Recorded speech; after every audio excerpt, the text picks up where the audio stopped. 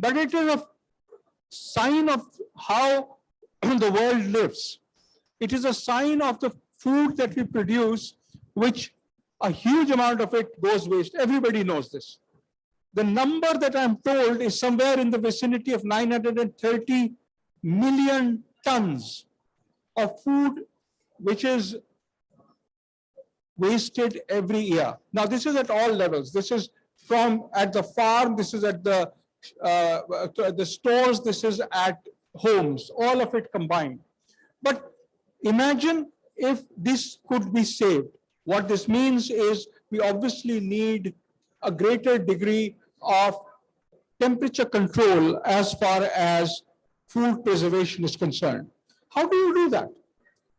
Very clearly, a large number of cold storages are needed. Cold storages need energy. The only way you get energy in vast parts of the world is through diesel gensets. And diesel gensets are very expensive. Thankfully, now we have an option. One can use solar together with batteries to power cold storages at a price that is far cheaper than diesel gensets, round the clock. However, there are challenges. Challenges include the fact that the first costs are high. The challenges included that cold storages are not known. In the past 1.5 years, we have built, ISA has worked with various countries to build cold storages in very remote areas so that there is an appreciation of what is available, the kind of technologies and the kinds of vendors who are emerging now. What we look forward to in this event is to highlight the use of cold storages for minimizing agriculture-based waste, particularly at the farm level. And I am delighted that we have an extremely distinguished audience with us. We will immediately, because of the loss of time, move to a panel discussion, and we'll follow it up with a presentation on why and where is it important to move towards solar cold storages to preserve food, particularly in the developing countries. So without further ado, over to you, Ramesh.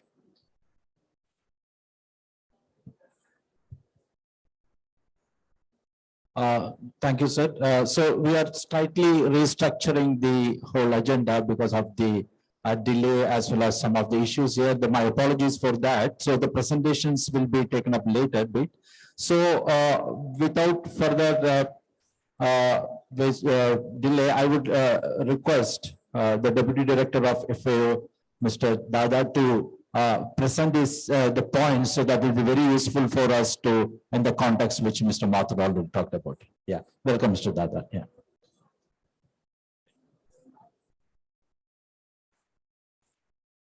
Thank you very much, and good morning, everyone, and thank you for this opportunity to join you, to share with you some perspectives on this important topic in this climate where we are looking for more and more innovative solutions to tackle this succession of crises that we're facing, particularly the global food security. And as my dear colleague Aji Mathur said, the issue of waste, food waste, and also food loss, there is a big potential there for saving, because globally we throw away around 1/3 of the food that is produced from human consumption. And with that, we throw away the energy, the water, the nutrients, everything that went into producing that. And that food waste also is responsible for around 8% of global greenhouse gas emissions. So you can imagine the impact that's having. And why also this is critical? Because on the other side of the spectrum, we have 828 million people who go hungry every day. So not only we throw food away, but hunger is on the rise. And that's why it's important to really find innovative solutions to address this problem. And there is a huge potential in linking up energy security to food security. And I think particularly the use of renewables, and particularly for smallholder farmers, where it will be very beneficial in terms of improving their livelihoods and their income, and also to address the crises we're facing, as I said earlier, in terms of climate change, also the biodiversity loss, and the overall global food security. So it's really pleased to engage with the International Solar Alliance on this, and the Sustainable Energy for All, and other initiatives where we want to really look at this huge potential of linking up renewables to global food security.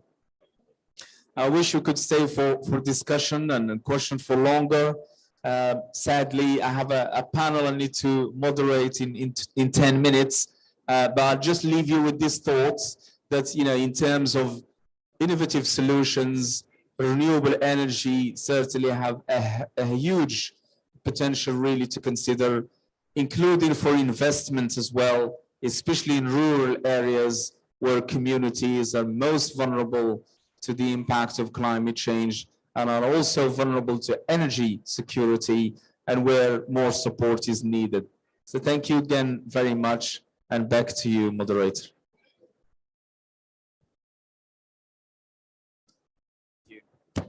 Many thanks, Mr. Dada, for your presence, as well as giving the important dimensions in terms of food security, how cold storages are very, very important for the entire process. So what I would do now, so just to give a very brief about ISA, because I'll not be giving a presentation, but I would like to have a very briefly talk about ISA. ISA is a intergovernmental body with 110 countries part of this alliance, and we are helping these countries to scale up various projects across all the applications of solar. In fact, we are supporting the LDCs and CIRS countries. There are 27 countries which we have different kind of pilot projects. Of that, some of the countries are opted for the cold storage, which is Djibouti, Senegal, and Seychelles and Sudan.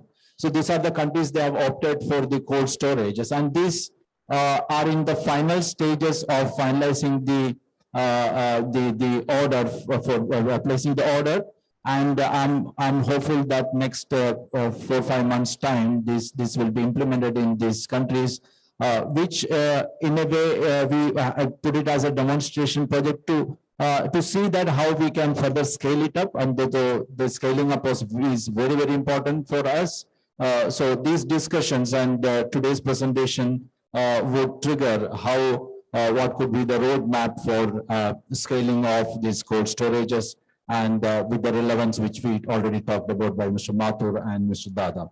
So let me call upon Mr. Ravindra Dolare, who is the EcoSen, to give his presentation on the innovative cold storages which they are already implemented. Over to Mr. Ravindra. Thank you. Sure. Thank you, sir. Thank you so much for inviting EcoSen Solutions to this forum, and congratulate to ISA to organize this and be a part of COP27 in Egypt.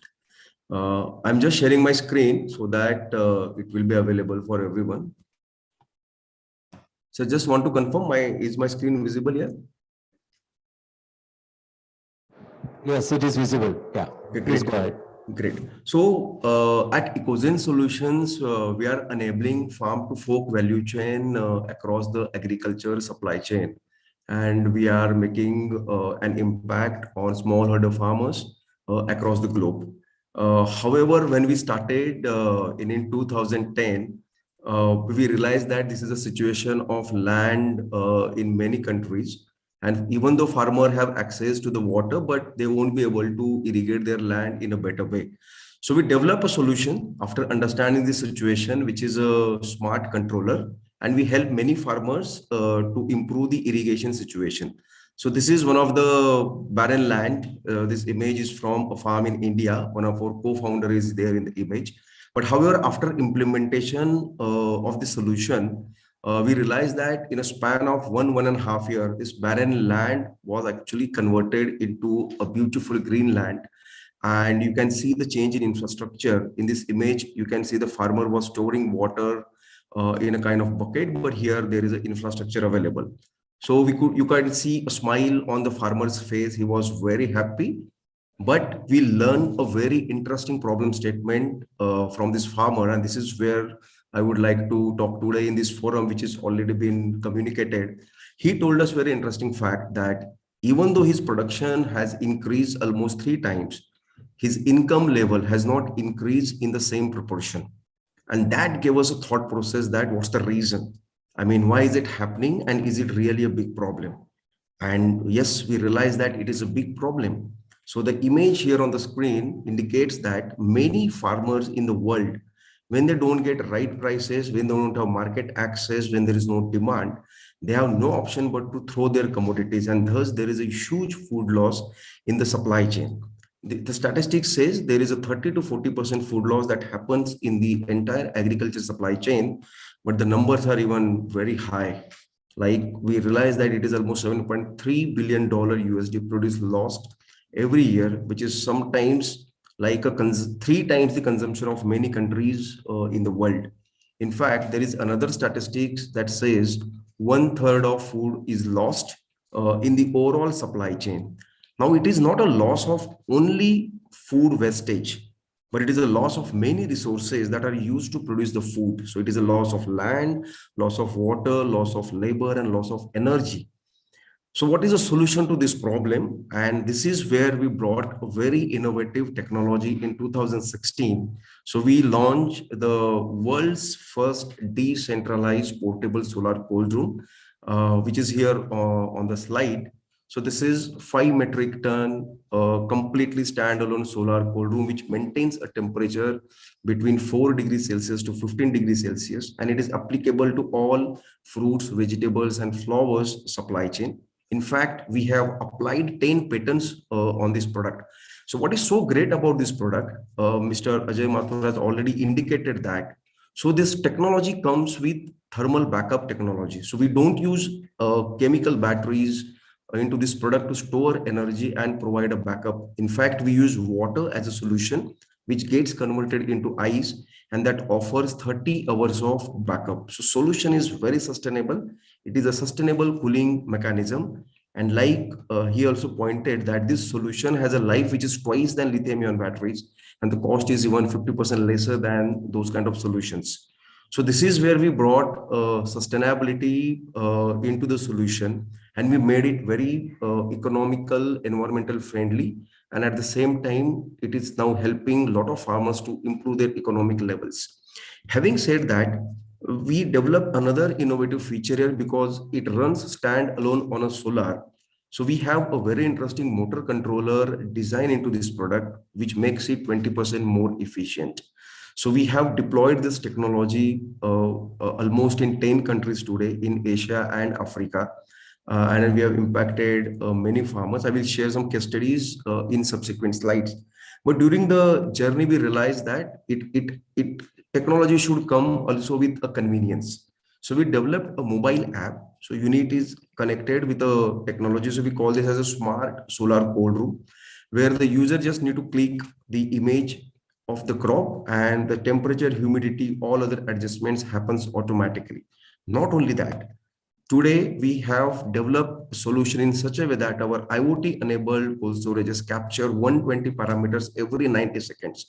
And we understand what is the health of these cold storages. For example, today we have deployed this technology in countries like Kenya, Uganda, Rwanda. We capture all data points on our remote monitoring platform, and we support the community for betterment of these cold rooms.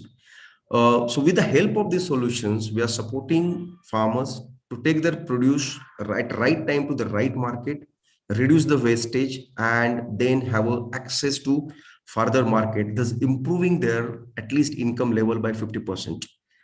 And how are we doing that? So we have made this technology accessible by using different innovative business models.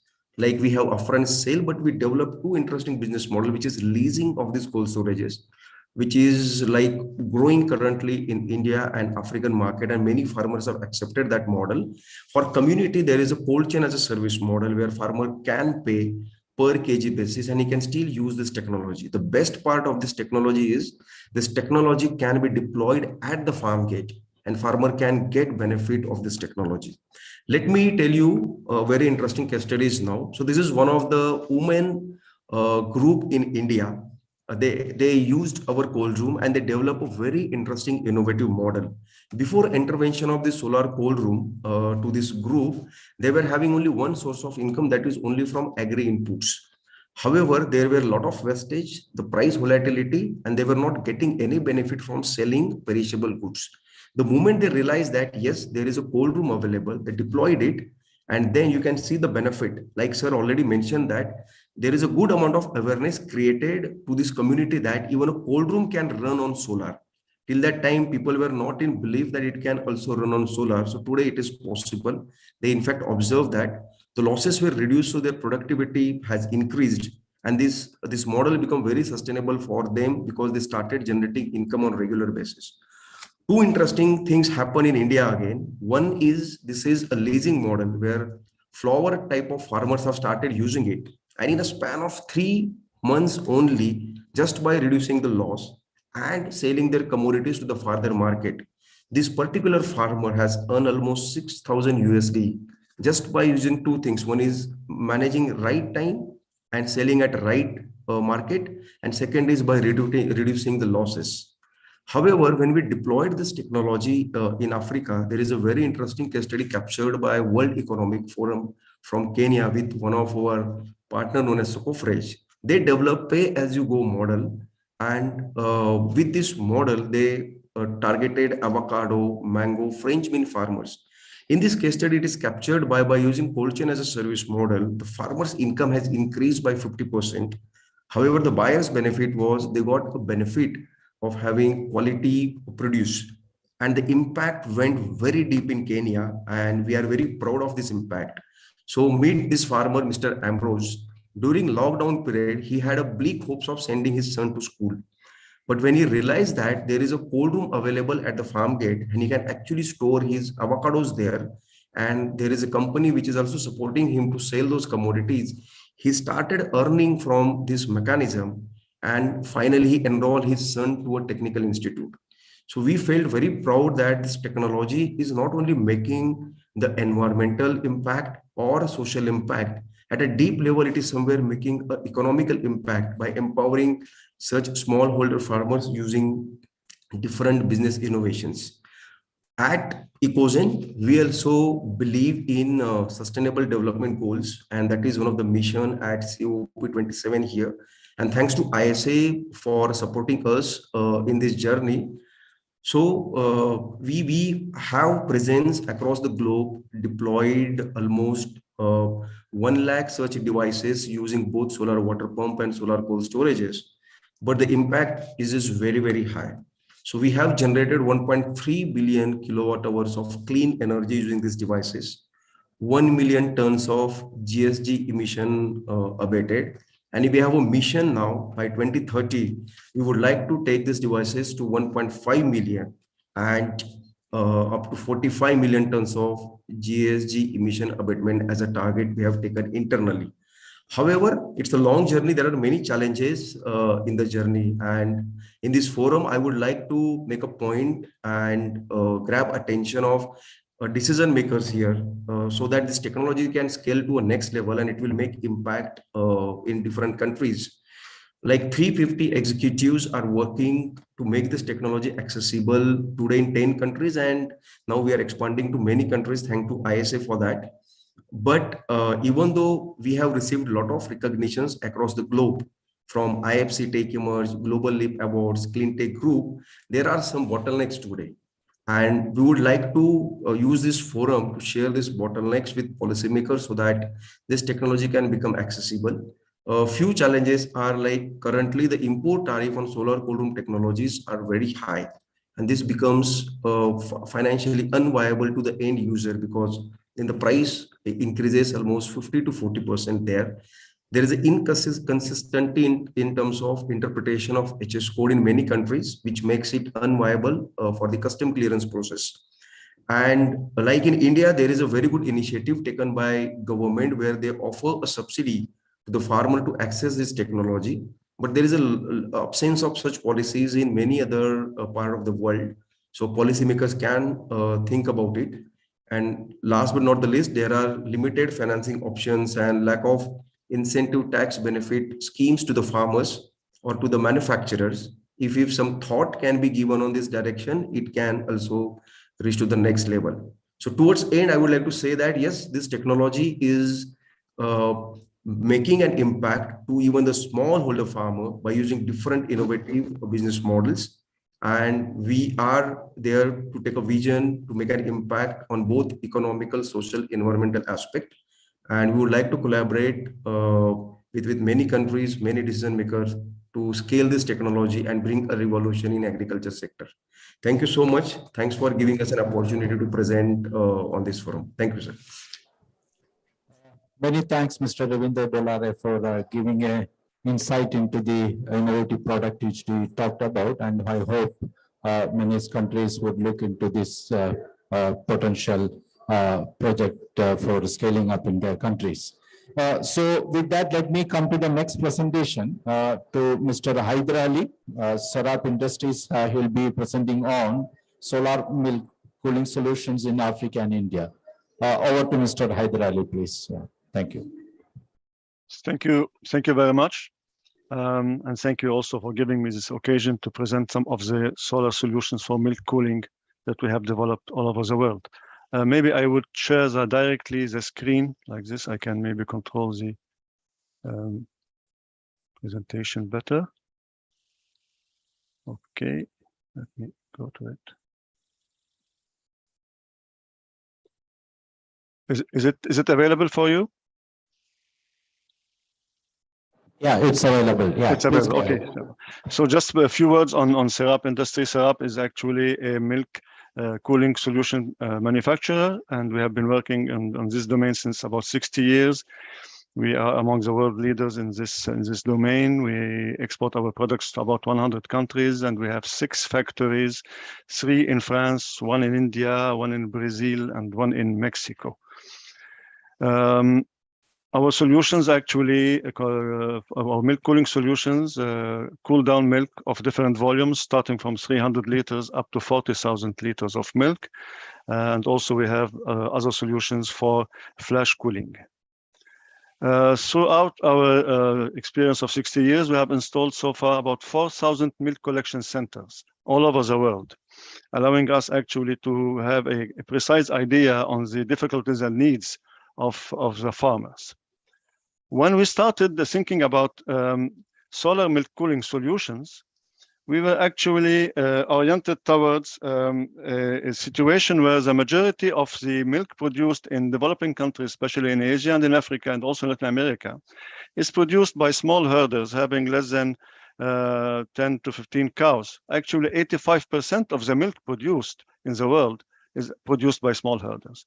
So we had to find solutions that would accompany these small herders very close to their production sites or to their homes, to their families, and be able to cool down little quantities of milk and cool it down as quickly as possible after milking, so that it can be transported back to the value-adding chains and to integrate the value-adding chains very quickly, but under very good conditions. And we should know that actually milk is a very, very fragile product, and it needs to be cooled down very quickly because its microflora will actually double every 20 minutes. So we developed a complete range of products of solar milk cooling solutions, having as a principle that these solutions has to be autonomous, they have to be dispersed. So most of the regions with no grid electricity, they have to be easy to function, plug and play, and they have to be easy to maintain and to service, because most of the problems that we have in such projects is that once the project stops in a country, if the people are not well aware of how to service the equipment, some of the projects can actually maybe stop and close. So we have developed a complete range of products, as I said, not only the milk cooling tanks, but also we have integrated the complete set of solar equipment to that. And also we have developed some energy saving systems that I'm going to explain later on. So one of the main solutions that we have developed oriented to these small farmers was actually a solar ice bank. This actually is a plug and play solution, very low consumption of energy, not even 0.75 horsepower compressor. And this situation can actually be very, very close to the farmers. And once the milk is done, we will put the milk cans into this ice bank, and the milk temperature will go down very quickly from 35 to 8 degrees in less than an hour and a half. Very quick cooling. This will allow afterwards the farmers or the small collect networks to come and pick up these cans and take them to the dairy processing unit. We have also, of course, a complete range of milk cooling tanks from 300 liters up to 2,000 liters of milk. And as I said, we have also developed to accompany this energy saving strategy, I would say, we have also developed some solutions that will allow us to recover the calories that are taken from the milk when we're cooling it down, and use these calories to heat water and use this hot water for cleaning the tanks, cleaning the collection centers or the collection hubs. Actually, this heat recovery unit will allow you to have hot water with zero electrical input. Also, to be able to serve better our partners in different regions of the world, we have developed also a solar optimizer application whereby we can determine with very high precision the exact needs in terms of solar panels, so solar inverter, in function of the geographic location of the collection spot, and then supply the exact quantities and the exact capacities that are needed. I will present very quickly these are two case presentations. The first projects that we have started in Nigeria. Why Nigeria? Well, Nigeria is one of the most important African countries in population-wise and economic development potential. 200 million people today, up to 400 expected in 2050, with 2.4 million cattle. And this 2.4 million cattle will produce only about 0.5 million tons of milk, which gives us a gap of about 1.2 million tons. And this gap is actually costing annually $1 to 1.5 billion US. So this population of cattle is actually mainly in the north and northeastern provinces of the country.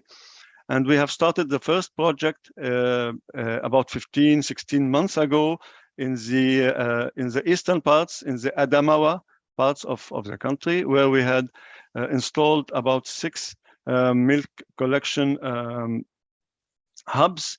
3 of them are 100% solar, and 3 of them were hybrid, using our milk can cooler, this milk ice bank that we developed.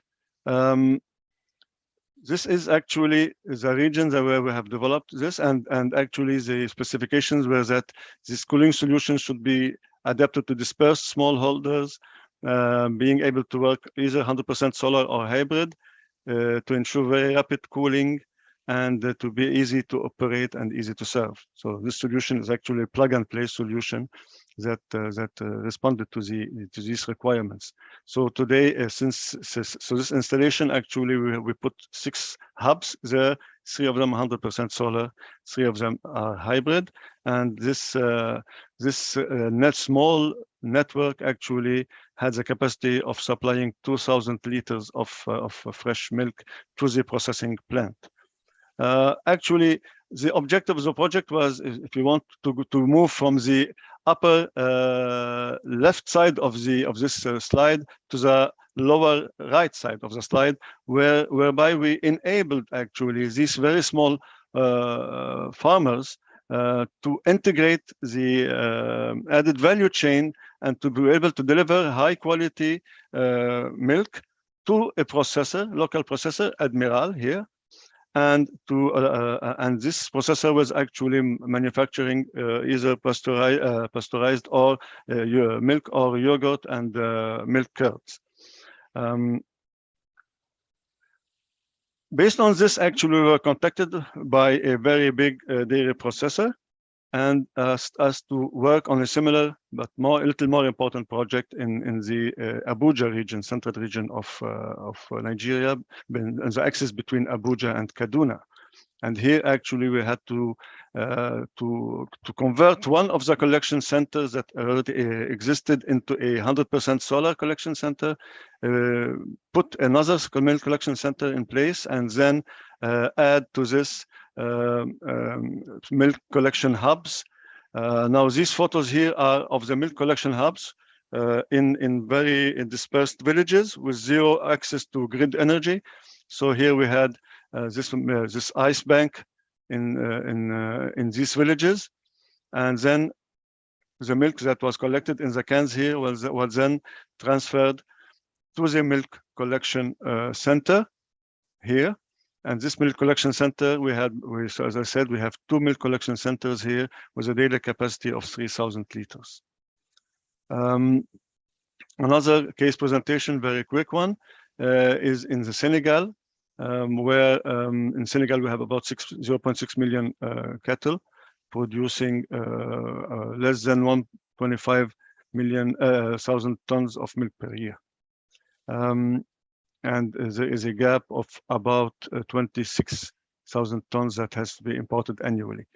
The third project that we have done was back in 2018, 4 or 5 years ago, whereby we installed 10 milk collection centers in 6 provinces, mainly in the center of the country and also in the southern region of the country.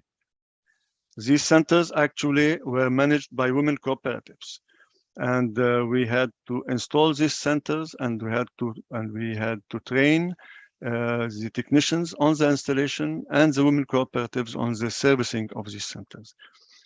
These centers are actually today, these 10 milk collection centers today are still functioning very, very well. These upper 2 slides are when we installed and trained the technicians, and these lower slides here are the centers. This photo was taken by me about 3 to 4 months ago. And so based on this first experience, we are now installing another network of 10 centers, but this time we are installing these centers in containerized rooms, cold rooms. It's not cold rooms, actually. These are actually cooling centers in containers, and they are 100% solar cooling centers in containers. Now, this project is under construction today. This is actually 3 days old photo here for the milk collection center in a container in the northern region of Senegal. In this container, we have the ice bank, and we have also a locale for cleaning of the equipment, and we have a technical locale whereby we have the batteries and the inverters. So are some examples of what are the projects that we are doing and what are the solutions that we are proposing. If you have any questions, please do not hesitate to contact me. You have all my coordinates in this slide. Thank you very much.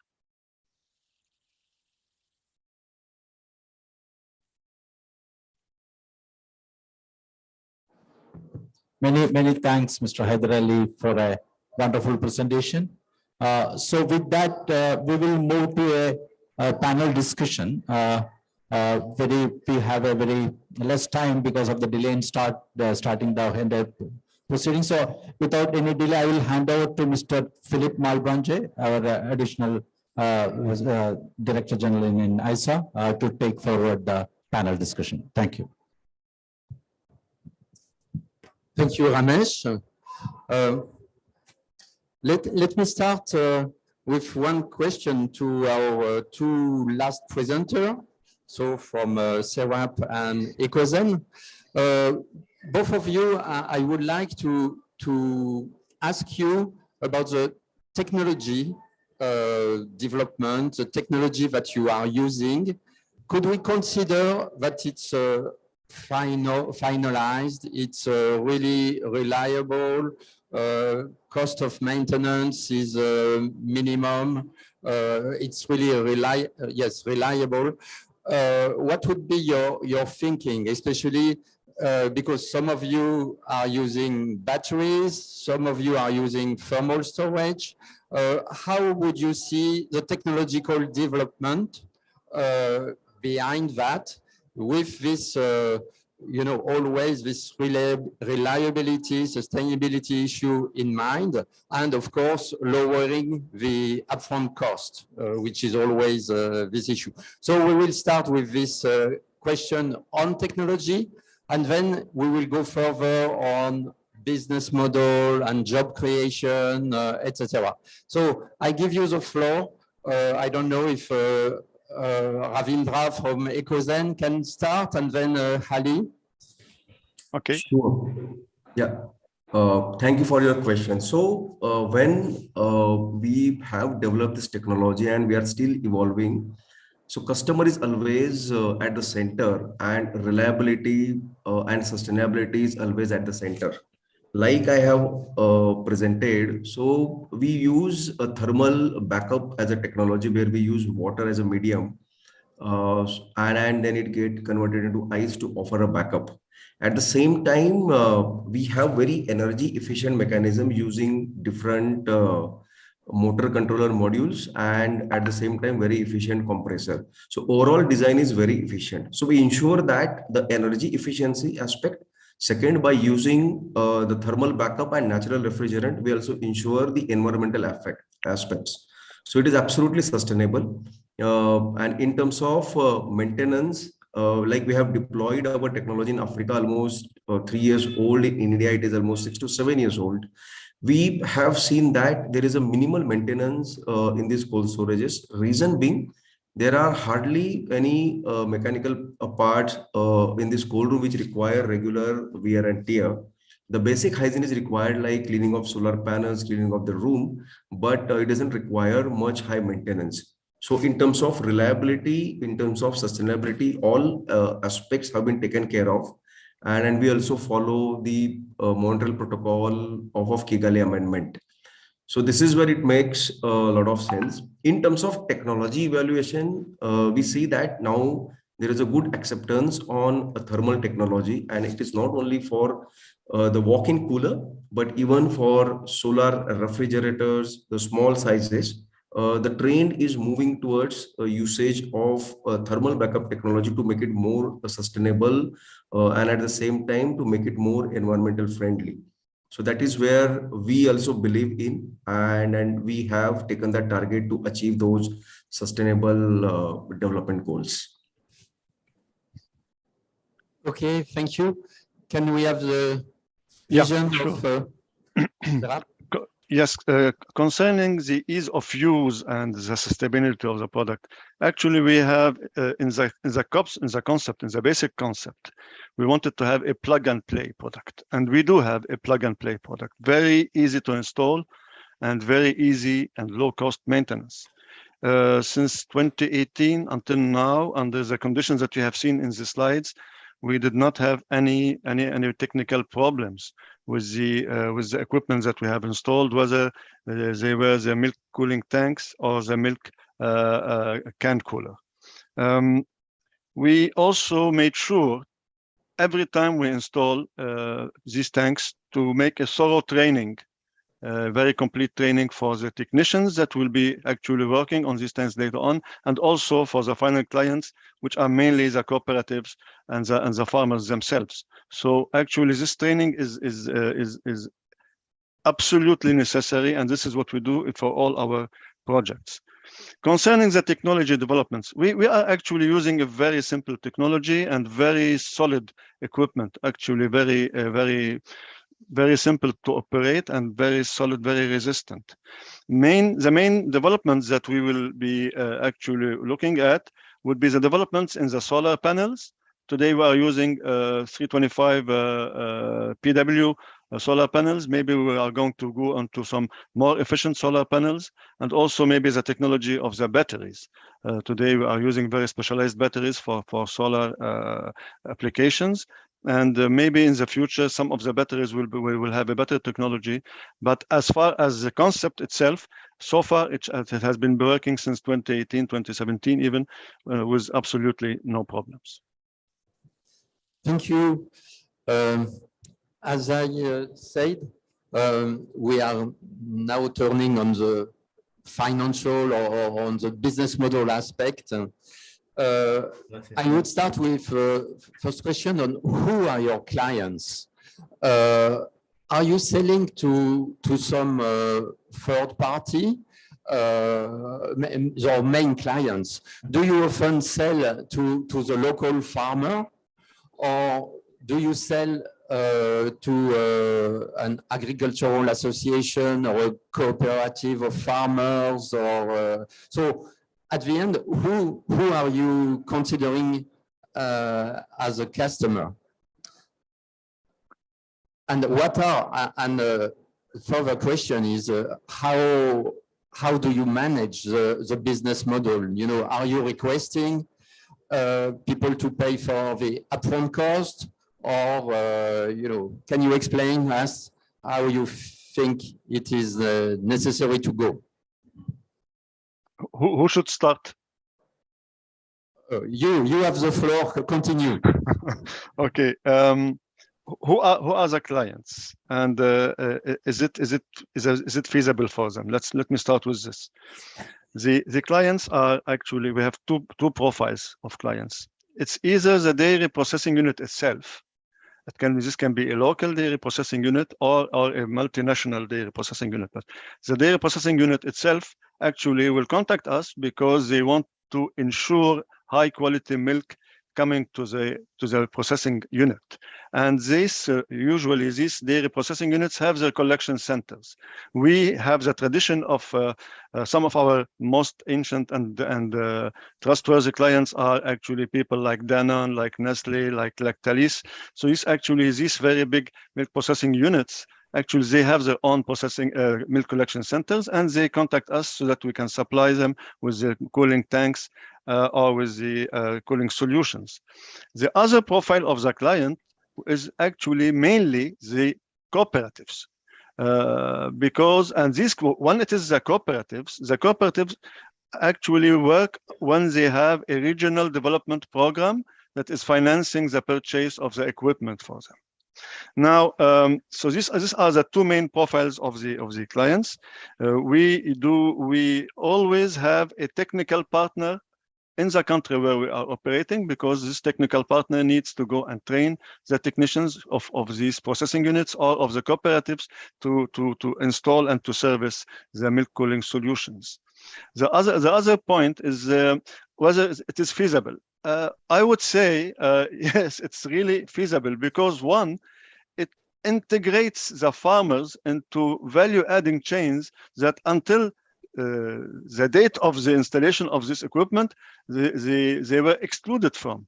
About 15%, if we could take a country like Nigeria, about 10 to 15% only of the milk produced is actually reaches the value-adding chain, and the remaining is actually either consumed locally or distributed locally with very low margins and very low added value. So these farmers are integrated into this chain.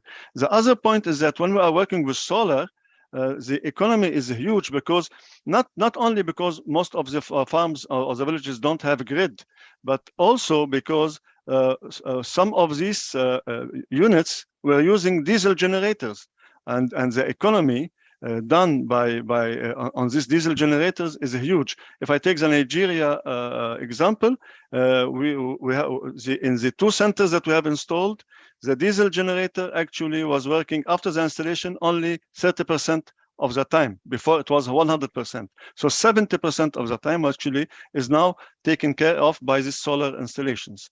So it is. I think it is quite feasible, and actually our partners there think it's quite feasible. The last point, and I will answer very quickly concerning the Please business, be short.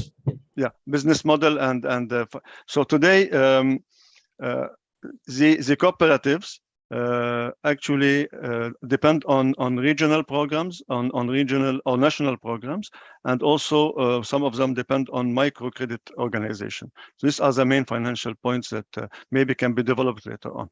Thank you. Thank you. Yeah. So shall I also give some inputs here on this point?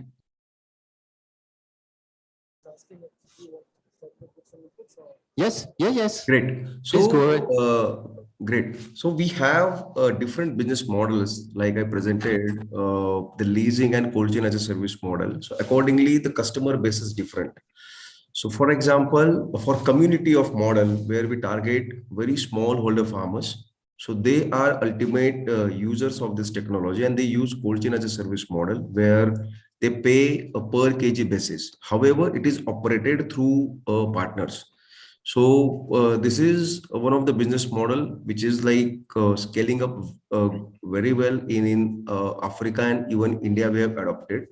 However, there is another customer base. We call this as farmer producer organizations, and they are our another users, which is a group of at least 200-300 farmers who come together. They form the organization and they buy these technologies upfront. Now, when they buy the technology upfront, either through government support or through some financing facilities, they buy these technologies. The third type of users, because our technology is decentralized in nature, it is portable, it makes sense at both different touch points in the supply chain, which is the first mile connectivity as well as last mile connectivity. We call this as a distribution centers. So we have many users in India like Amazon Fresh, Big Basket, Udaan, is using leasing as a service model.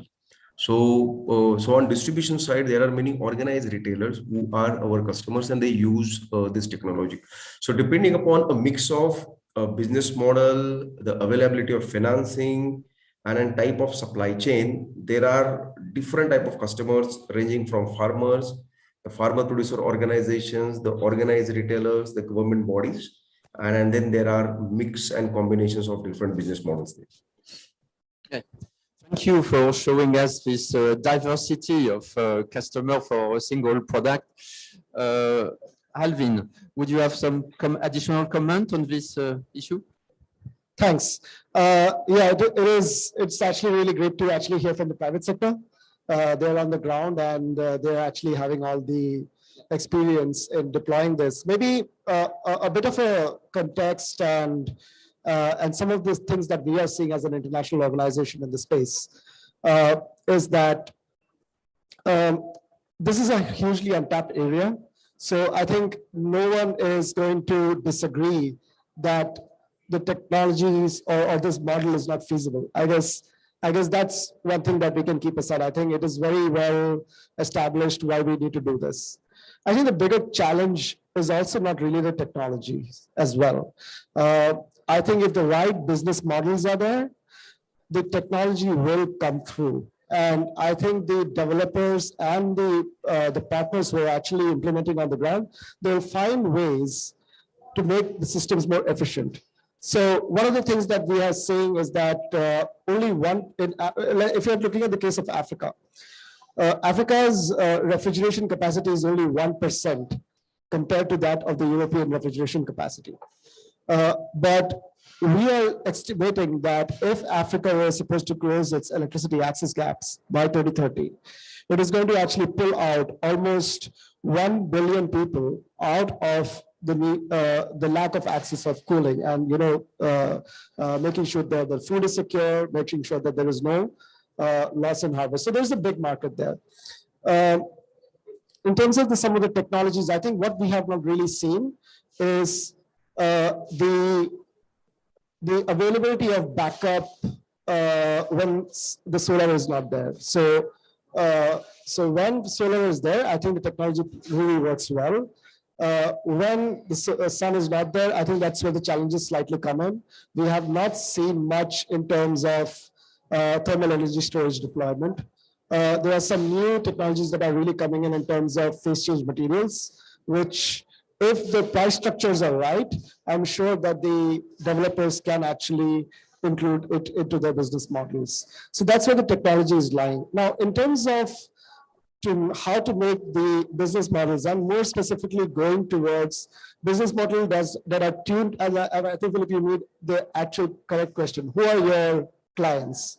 And I think there is an evolution of the business model that has to happen from your organized sector clients, where actually if we are able to aggregate those demands, bring the cost down at a CapEx level, tune everything up at an OpEx level, and then we have well demonstrated business models in line with the technologies to kind of demonstrate with the more disorganized client sector.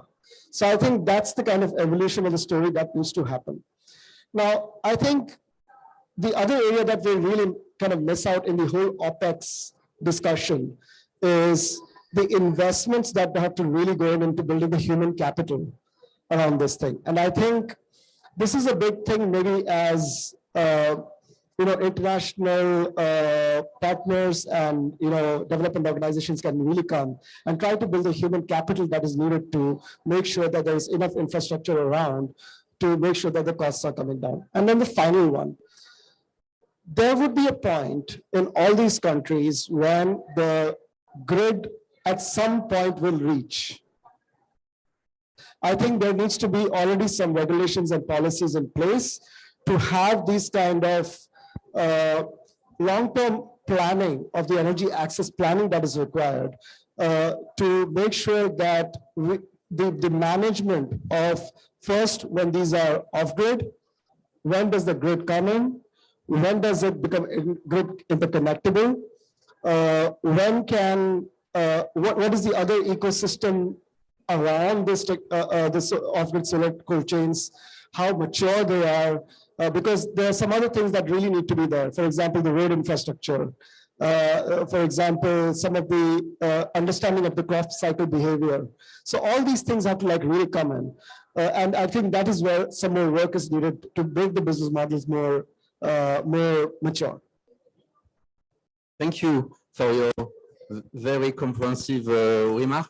I have to confess that I haven't seen that we had two more. I was waiting to see you online, and I can only see you now. So would one of you would like to comment on these two previous questions, which were about technology? Are we covering most of the needs with what we have today? That was the first question on technology. And second question was about the customer. Who are the customer we should target? And therefore, what should be the business model? What would be your comment on that? I cannot say ladies first, but because we have two ladies, but as you want, or maybe Mrs. Tracy from Kenya. Yeah, thank you so much for having me on this panel. So maybe I'll answer the question on customers. We specifically in Baridi target livestock value chain customers within the urban area. So those are two different, I guess, non-explored areas. Number one, the livestock value chain, where we provide solar-powered cold rooms that go within the range of up to -4 degrees Celsius, but we also provide them within an urban setting. So we look at volumes, and we've come to realize that larger market volumes are found within urban areas. So for us, our business model is a pay-as-you-chill business model, where we pay, or rather we request for a tariff of about 5 Kenya shillings per kg per day for an overnight preservation of this carcasses or this livestock products. And we also have a lease to own model where we allow businesses, local businesses, to be able to rent the spaces for up to 4 years before owning them. Thank you. Okay, so yes, pay as a service per cage or yeah. And Miss Sonia Mettenleiter from Solar Cooling Engineering. Yes. What would be yeah. Thank you for having us. So I would like to tackle now the question with the technology. And I think Ravindra and Ali were tapping onto this as well, because I think the technology is there. It has proven its feasibility. It has proven also its robustness in the ground, because when we are dealing with cold storage in the agricultural sector, we're dealing with rough environments, right? So the technology is already there. However, we should never stop exploring the potentials to get more efficient, to get more climate friendly, to use, for example, now the question of natural refrigerants is being tapped into, so that we are getting more and more climate friendly in our technological approach, because we, in our overall approach, want to be climate friendly, right? By using renewable energies, now by using natural refrigerants. Now the next step would maybe be being overall even more climate friendly by using natural insulation materials. So the journey of technology never stops. That's the thing in what we see in all types of technology. There's always technology development. Technology can always get better, get more efficient, get more climate friendly. So I think we are at a point where we have a working technology, which is at the status quo, especially now. We have here heard from 2 examples that use thermal storage, ice reservoirs as a form of storage to reduce battery usage, for example. So we are already on a good way. And I think, but there's still a way to go. And there's, I think technology development just never stops. And concerning the question about the clients and the markets, if we look at agriculture generally, it is very diverse, because agriculture, it includes, we have heard the example of milk, we have heard now the example of horticulture commodities. Now Miss Tracy is coming with meat. Agriculture is very diverse, so there is no one business model fits all.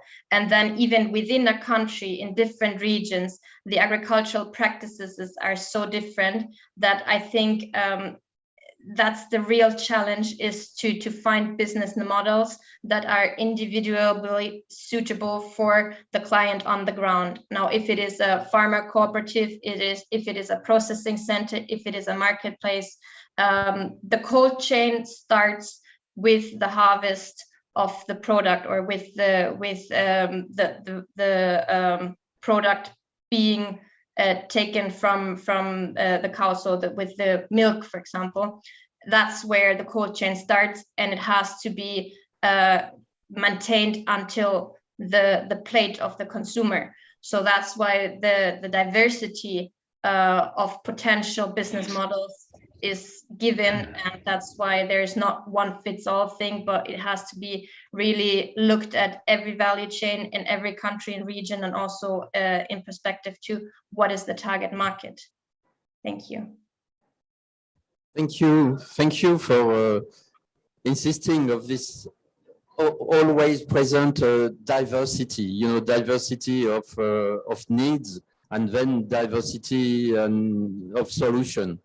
And technological solution and business models as well. With that, we are running a bit out of time. So I will come back to all of you. The title of this was about scaling solar. So scaling is not just plus 10%, plus 20%. We are thinking we need to be quick in this energy transition. So what would be really needed? And I will request you just to reply in 1 or maximum 2 minutes each. on what is the most important.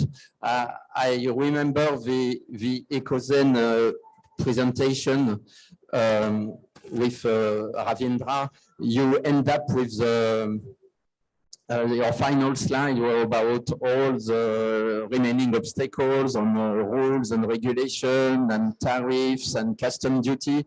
So I would like to know, you know, to really go within this changing scale. Should it be about awareness, raising awareness about this diversity of solution? Should it be about regulation in the countries? What are your final words? I will start with you, if you want, and then I will go with all our remote partners. Thanks. I think at so I would like to focus on 2 points. At the national level, I think this issue is not a single ministry issue. I think right now it's only approached by the Ministry of Energy or the Ministry of Power, and then it's not an issue of the agriculture. But I think this is a comprehensive issue of all the ministries.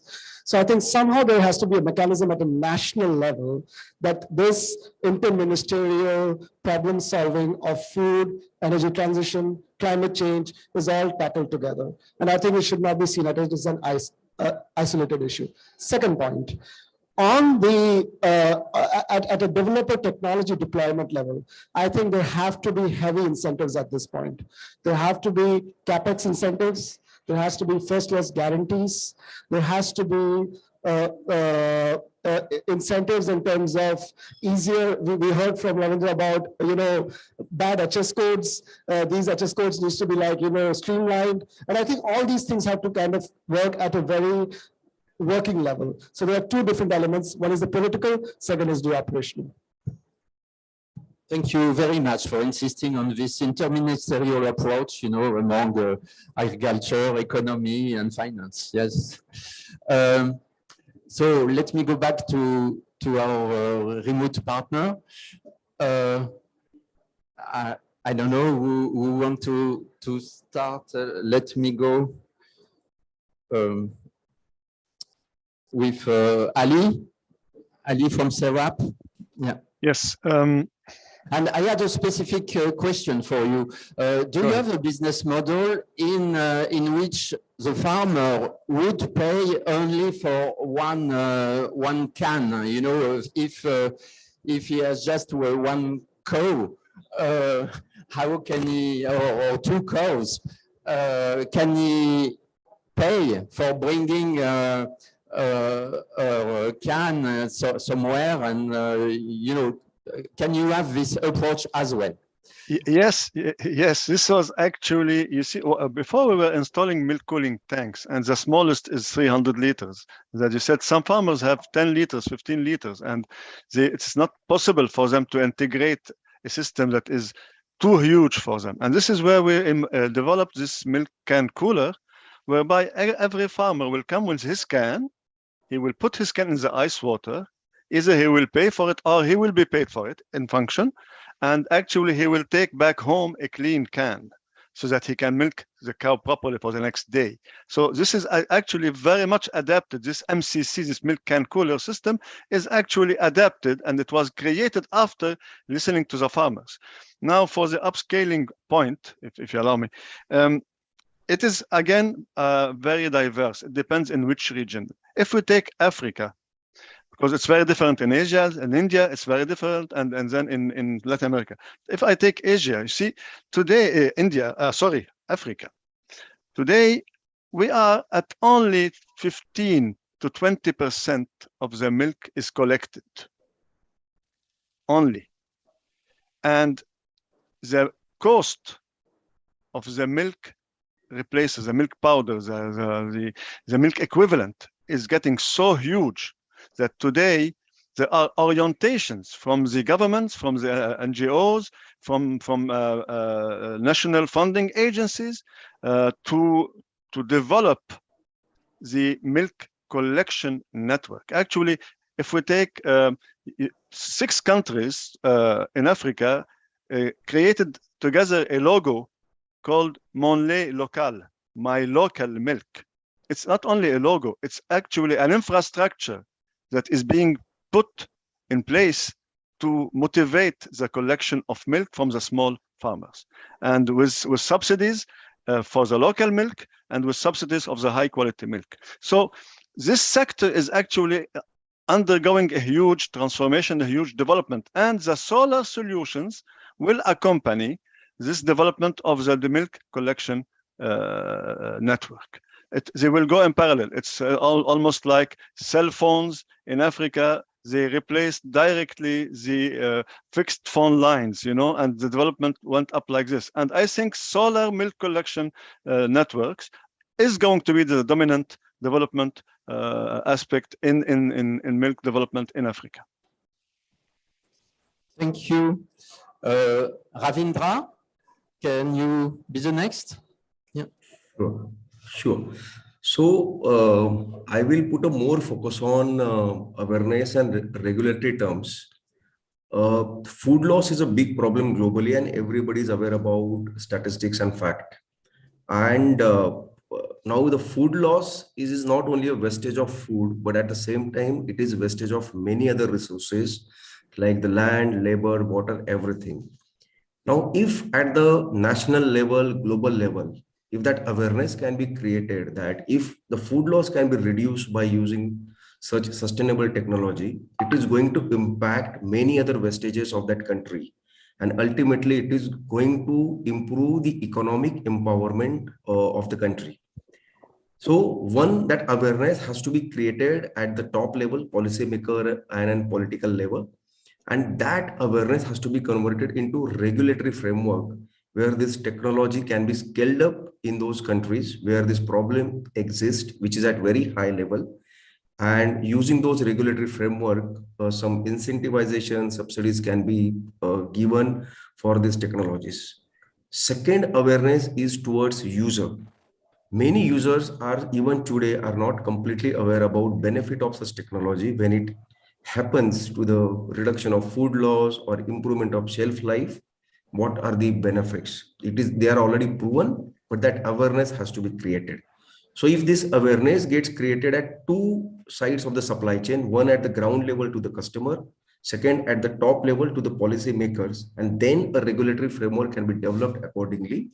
And if all stakeholders, the customers, the manufacturers, technology players, and the policy makers, if they come together and then country-wise framework can be developed, I see that there will be a good scale that will happen, and it will definitely help to improve overall economy, not only for a country level, but at a global level. Thank you. Thank you for your views. Sonia, could you give your final views on that? Yes, sure. Thank you.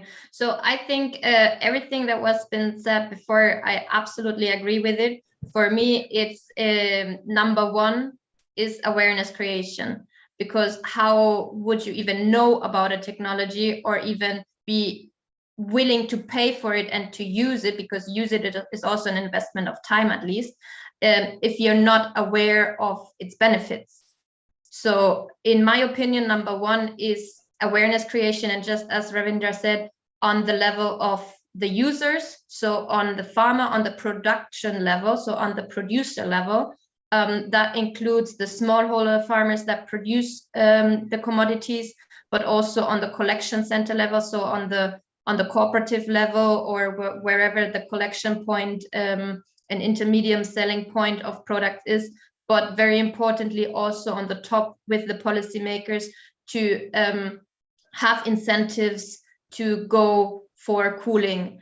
For example, Rwanda has a cooling strategy for agriculture, and up to my knowledge, that is the only country that has that.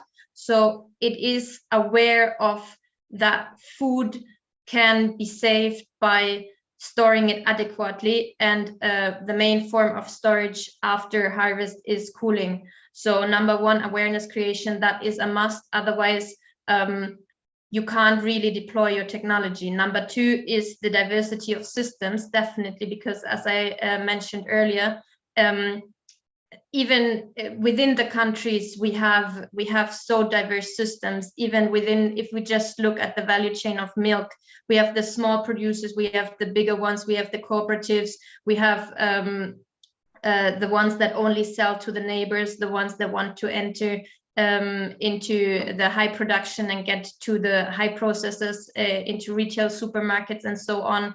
So that is something where different sizes of systems and also different types of system, because some are even grid connected, some might even never get to a point of grid connection. So that calls for a range of systems and technologies to meet all of that demand. Thank you very much for pointing out this two important issue of awareness and diversity of solution to meet the whole spectrum of demand. Last but not least, I will go with Tracy for you to give your final word on how to scale up all these applications, cooling applications. Yeah, absolutely. So I think my first point would be on strategic subsidies. We've been talking as a group of entrepreneurs in the cold chain space. This enterprises, they take a bit of space within markets. So spatial subsidies would definitely be something that would be worthwhile, especially speaking to pay-as-you-store developers, especially within the urban markets. When the unit economics make sense, I think it would be very easy to find developers that can and are willing to scale out. Spatial subsidies provided by county governments that can reduce the costs that we incur on a monthly basis on rental income can definitely help developers like us be attracted to markets that are supported to the county government. Number two, I think more innovative business models. For example, franchise models tend to be a bit interesting, where you can involve the local entrepreneurs, not just as clients and not just as, I guess, managers, but you can see if business models like franchises can help, where the local company actually gets to run the unit and own it in some parts. So I think those two aspects when it comes to subsidies, very strategic subsidies that can allocate unit economic sense to developers, and that can only be achieved by governments that can help us do that. And more innovative models that include local people running this solar cold chains, with one being franchises. Thank you. Thank you. Thank you very much for your answer. I would like to check if there are some burning questions in the audience. Has any of you, yes?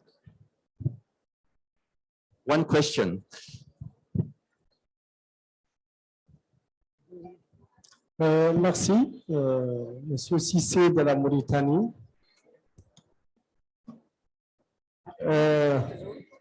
Moi, je voudrais savoir d'abord ce qu'il faut être membre de l'ISA pour bénéficier de cette technologie.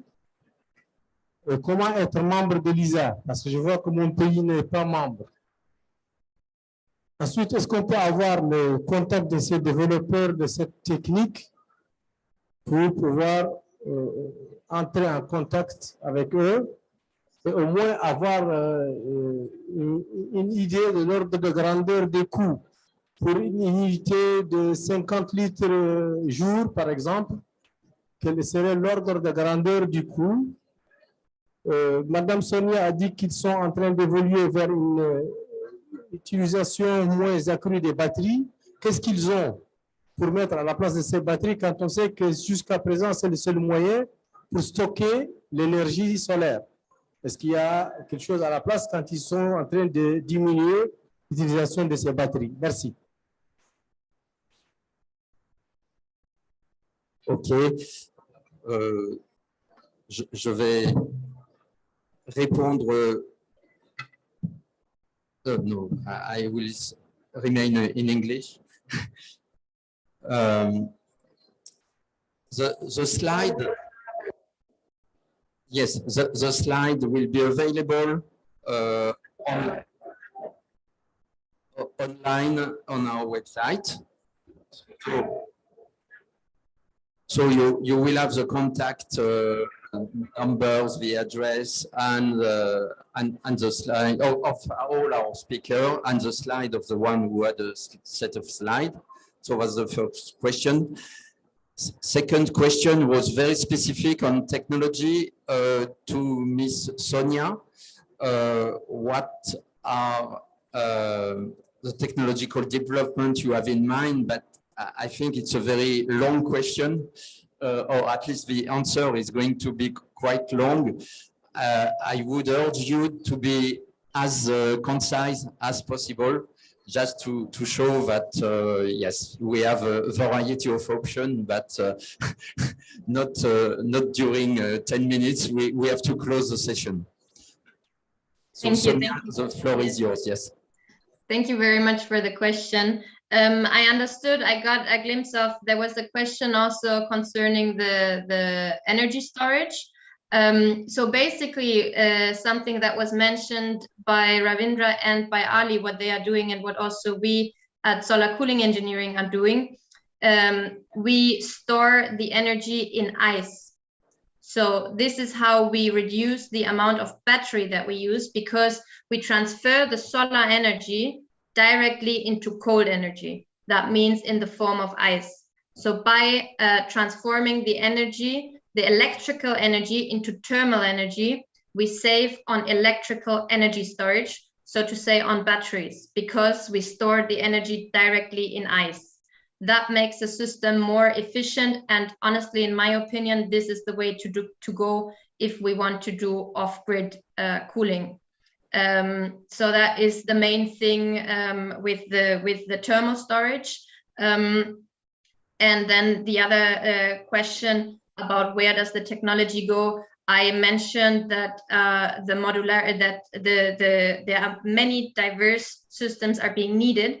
So the modularity of approaches needs to be there. For example, we have developed a modular cooling solution. So that means you can, with our approach, you can design a cold room, for example, from 3 cubic meters up to 40 cubic meters. Because now if you are at farm level, you might not need a 20 or 40 cubic meter cold room, but you would need one which is only 10 cubic meters big. But now you're at a market level where you want to store in bulks, there you might need a bigger system. The same goes for the milk cooling, as Ali mentioned. They have systems which go from 300 to 15,000. That is what is absolutely necessary in the technology, is that you have scalable approaches, that you have systems that really suit the customer. Because what we also see in the field is that there have been cooling systems deployed which were completely either oversized or undersized and therefore are being abandoned. And this is something that needs to be avoided, right? Because we want to be as efficient in what we deploy as possible. So that is why the development really needs to go towards the diversity in systems, to really find out what is the client's need and to design a system that really meets these needs. Then there's also the question about the energy. Are we in an area where it's completely off-grid, or are we in an area where grid is available? What is the cost of the grid? Does it still make sense to be completely off-grid, or does it make sense to have grid as a backup, or even the solar as a backup? There are many questions when it comes to the technology design, because designing cooling systems is not as straightforward as designing a solar home system, because the factors that one needs to consider are way more diverse than if you just bring electricity to a house. And that is something that needs to be considered in the technology design and system design of all cooling systems that are being deployed for agricultural use. Okay, thank you for this quite long answer. With that, I'm going to close this session. I think we had the time to, even if we started late, we had the time to have a very comprehensive overview of the main issue, whether it's about just simple awareness of all the stakeholders.